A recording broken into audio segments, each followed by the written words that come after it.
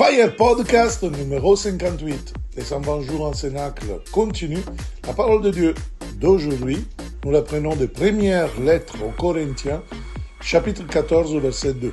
Celui qui parle la langue ne parle pas aux hommes, mais à Dieu, parce que personne ne le comprend.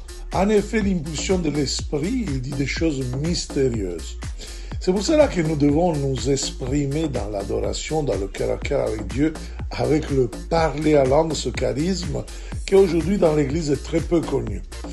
En plus, le parler à langue peut avoir un effet très puissant chez les gens qui nous entourent. Le verset 22 du même chapitre 14, il dit « Ainsi les langues sont un signe pour les croyants, mais aussi pour les incrédules. » C'est-à-dire qu'il parlait l'attention des non-croyants jusqu'à les amener à se poser des questions sur la puissance de Dieu.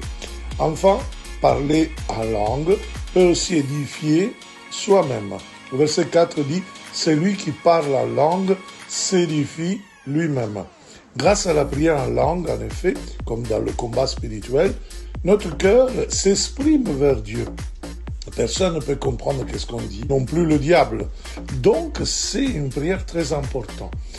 Nous devons avoir alors le désir de le faire, demander au Saint-Esprit de nous aider à exprimer dans cette manière qui peut sembler un peu folklorique, mais qui a justement témoigné la vie de prière de beaucoup de saints. Notamment Saint Augustin qui arrive à parler du parler à langue, du chant à langue jusqu'à la jubilation. Voilà, donc la première Corinthiens chapitre 14, en effet, nous invite à parler en langue parce que c'est un don merveilleux que Dieu nous fait. Nous pouvons l'utiliser pour adorer, pour glorifier notre Seigneur, pour attendre les croyants et les non-croyants avec une prophétie en langue à interpréter naturellement. Mais tout vient du Saint-Esprit.